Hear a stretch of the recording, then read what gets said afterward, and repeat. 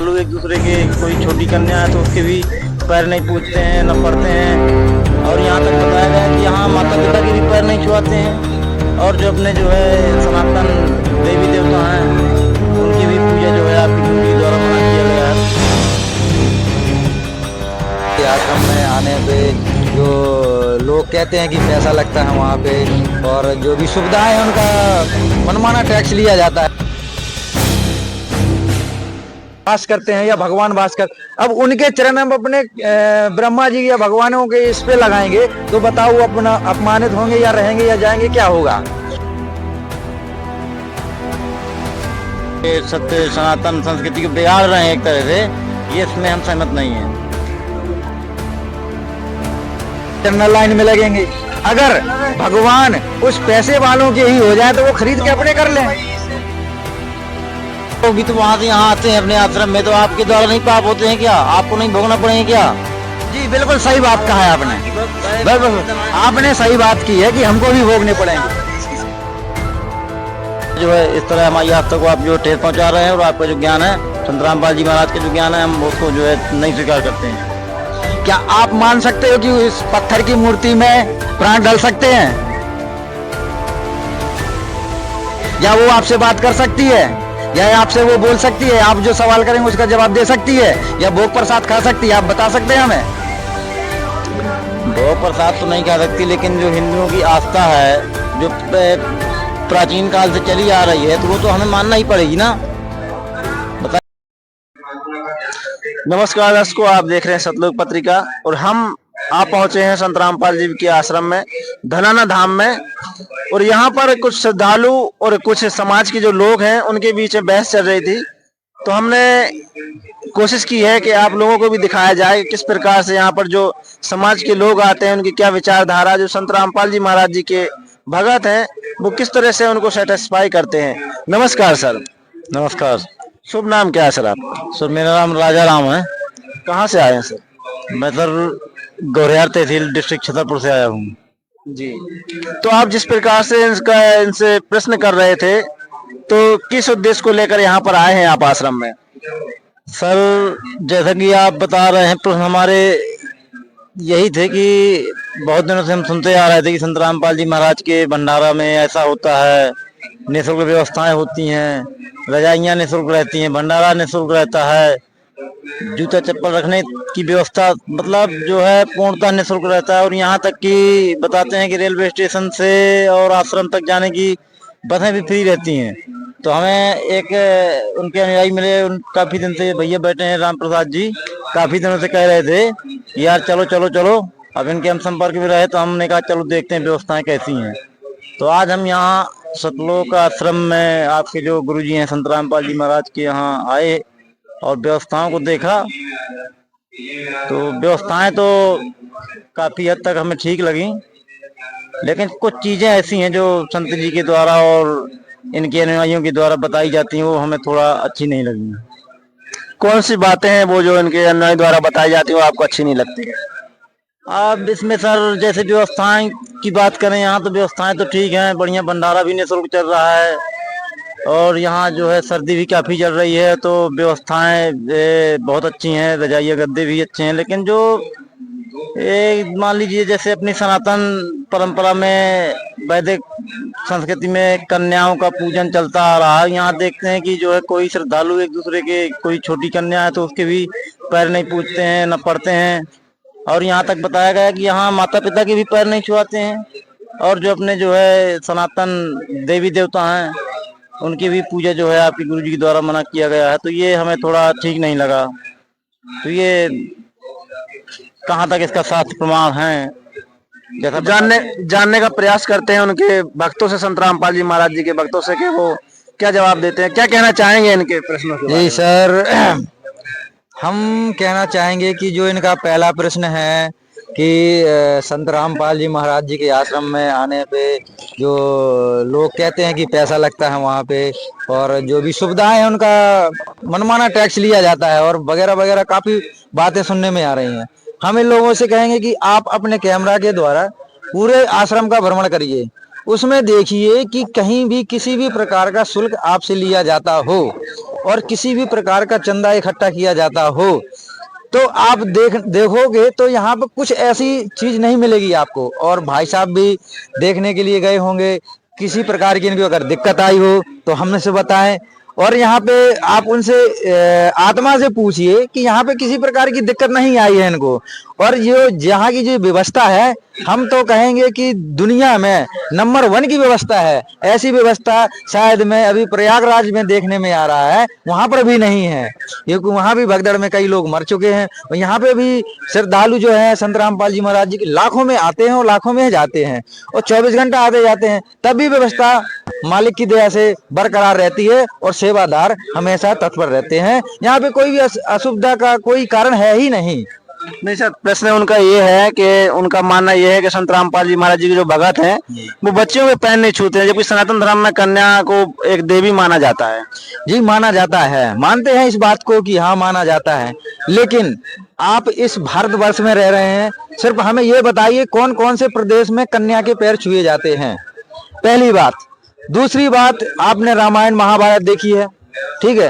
रामायण महाभारत में राम जी का जब विवाह हुआ था, तो राम जी का जब विवाह हुआ था तो सीता जी ने अपने दशरथ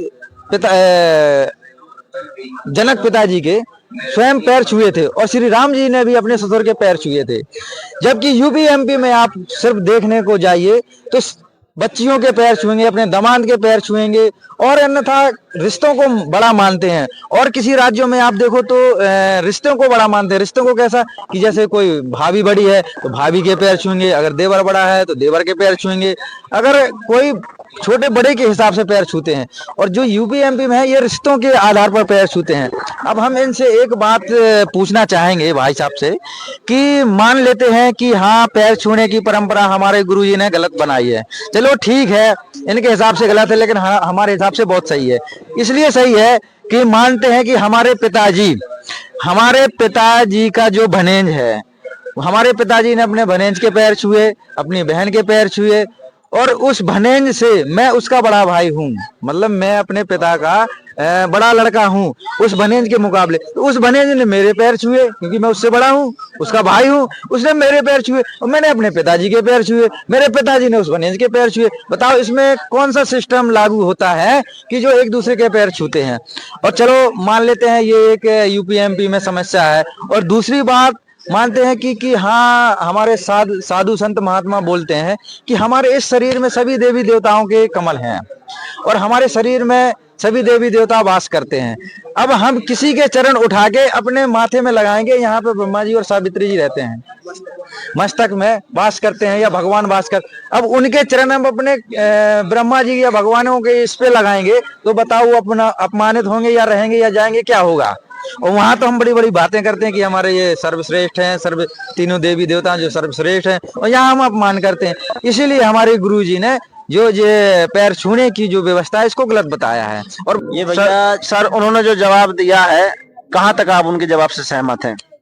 जवाब में हम सहमत तो हैं, जो बता रहे हैं कि जैसे हमारे पिताजी हैं अपने वो बहन के लड़के के पैर छूते हैं और वो हमसे छोटा है वो हमारे छूता है, हम अपने पिताजी के लड़के हैं, तो ये परंपरा तो कुछ हद तक चलो ठीक है, लेकिन हम इसको बिल्कुल नहीं मानते हैं कि आप जो है अपने बहनों के पैर न छुएं, बच्चियों के पैर न छुएं। अब जैसे उन्होंने बताया कि हरियाणा और अन्य राज्यों में जो है पिताजी के पैर बच्चियां छूती हैं, तो क्या हम भी यहाँ छूने लगें? तो ये परंपरा को हम जो बिल्कुल नहीं मानते हैं और इसका हम समर्थन करते हैं। दूसरी बात, आप जो गुरुजी आपके ब्रह्मा विष्णु महेश की भक्ति जो है बिल्कुल नहीं बताते हैं, न किसी मंदिर में जाने की इजाजत देते हैं, न किसी मस्जिद में जाने की इजाजत देते हैं। और जो हमारी जो सनातन परंपरा चली आई है उसमें हम जो है कहीं भी मंदिर है, कहीं भी भगवान की मूर्ति रखी है तो उसमें हम जरूर जो है माथा टेकते हैं। तो ये जो परंपराएं बता रहे हैं और ये सत्य सनातन संस्कृति को बिगाड़ रहे हैं एक तरह से, ये इसमें हम सहमत नहीं है। जिस प्रकार से आप कह रहे हैं कि संत रामपाल जी महाराज, ये आपने संगत से सुना है या संत रामपाल जी महाराज जी के सत्संग से सुना है? अब ये संगत बताती है, सत्संग तो उनके हम नहीं सुनते हैं, अब संगत ही बताती है। अब हम कहीं देखते ही नहीं कि कहीं ये मंदिर में जाते हैं, कहीं मस्जिद में जाते हैं, न बच्चियों के पैर छूते हैं, न अपने बड़े बहनोइयों की छूते हैं। तो इसलिए अभी नहीं कि जो इन्हें परंपरा बना रखी है इनके अनुयायियों ने, तो ये इनके गुरुजी द्वारा ही तो बताया गया, ये इनका मार्ग है जो ये आगे बढ़ा रहे हैं, तो ये ठीक नहीं है। जी बिल्कुल, क्या कहना चाहेंगे सर इस विषय में? वो कह रहे हैं कि आपके गुरुजी हैं जो वो मंदिर में जाने से मना करते हैं, देवी देवताओं को मना करते हैं। जी, हमारे गुरुजी मंदिर में जाने के लिए किस लिए मना करते हैं? पशुपक्षी तो है नहीं कि जिसमें पुजारी जी ने उस मंदिर में बांध रखा है। परमात्मा कर कण में व्यापक है, उसका लाभ लेने के लिए प्रथम गुरु बनाइए, गुरु बना के सुमरन कीजिए, फिर वो परमात्मा वाला लाभ मिलेगा जो हम चाहते हैं। अब मंदिर की स्थापना किस लिए की जाती है? मंदिर की स्थापना इसलिए की जाती है कि यहाँ पर आके लोग 5 मिनट 10 मिनट उस परमात्मा का सुमरन करें या भक्ति बैठ के करें। मंदिर तो हमारा मन के अंदर ही है, हमारे घर के अंदर भी मंदिर है। परमात्मा की सत भक्ति मिल जाए तो वहीं ही मंदिर बन जाएगा। ठीक है, मंदिर में जरूरी नहीं है। और मंदिरों में परंपरा देखिए आप, जितने भी रईस लोग हैं VIP लाइन में लगेंगे और जितने भी गरीब लोग हैं वो जनरल लाइन में लगेंगे। अगर भगवान उस पैसे वालों के ही हो जाए तो वो खरीद के अपने कर लें। तो मंदिर में भगवान नहीं है, भगवान हर एक के अंदर है, भगवान हर एक के अंदर व्यापक है।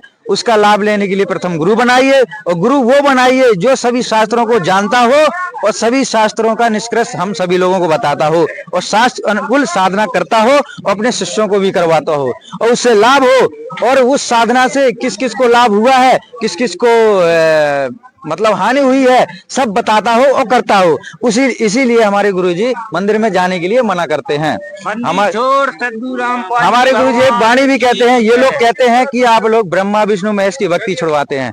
हमारे गुरुजी प्रथम कवि साहब की वाणी है कि 3 देव कमल दल बसे ब्रह्मा विष्णु महेश, और प्रथम इनकी वंदना फिर सुन सदगुरु उपदेश। हमारे गुरुजी कभी भी इनका मंत्र जाप है, कभी भी इनकी भक्ति नहीं बिसरवाते हैं, जबकि इनकी शास्त्र अनुकूल साधना बताते हैं जो कि शास्त्रों में प्रमाणित है।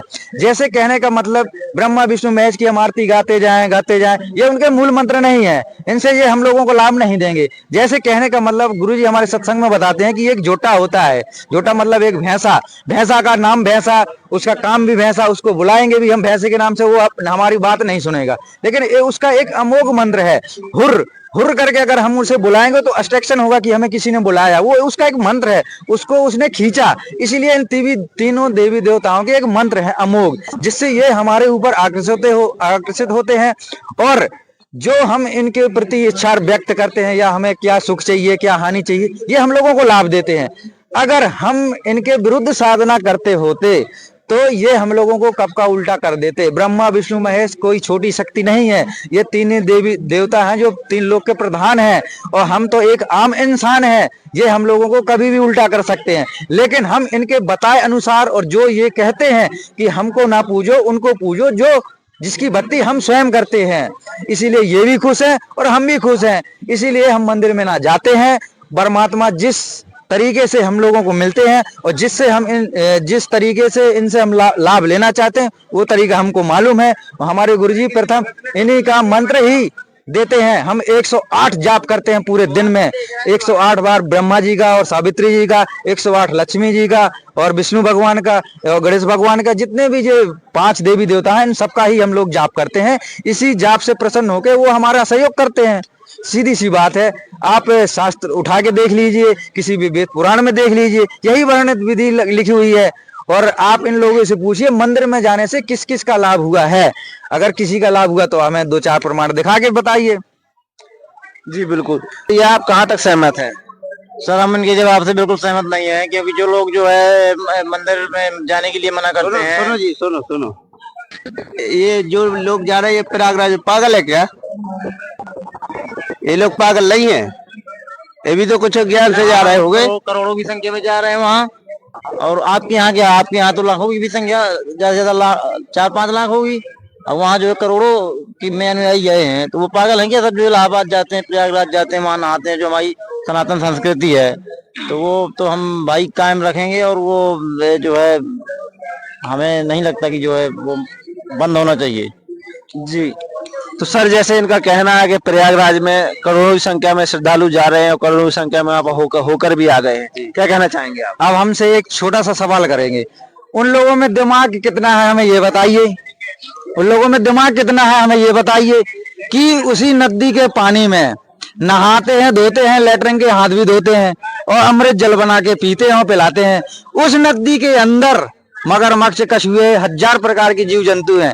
अगर वहां पे नहाने पर मुक्ति होती हो और अगर वहां पे पुण्य मान लेते हैं कि यहाँ एक पुण्य है, आपकी बात मान लेते हैं एक पुण्य है, यहाँ से वहां तक जाने में जितनी भी जीव हत्या आपने की है, नहाया है, धोया है, यहाँ से पैदल चल के गए हैं, आपके पैरों से कुचले गए हैं जीव आत्मा, उनका पाप भी आपको भोगना पड़ेगा। क्योंकि श्रीमद् भागवत गीता में कहा है कि आप जो है आप लोग भी तो वहां से यहाँ आते हैं अपने आश्रम में, तो आपके द्वारा नहीं पाप होते हैं क्या? आपको नहीं भोगना पड़ेंगे क्या?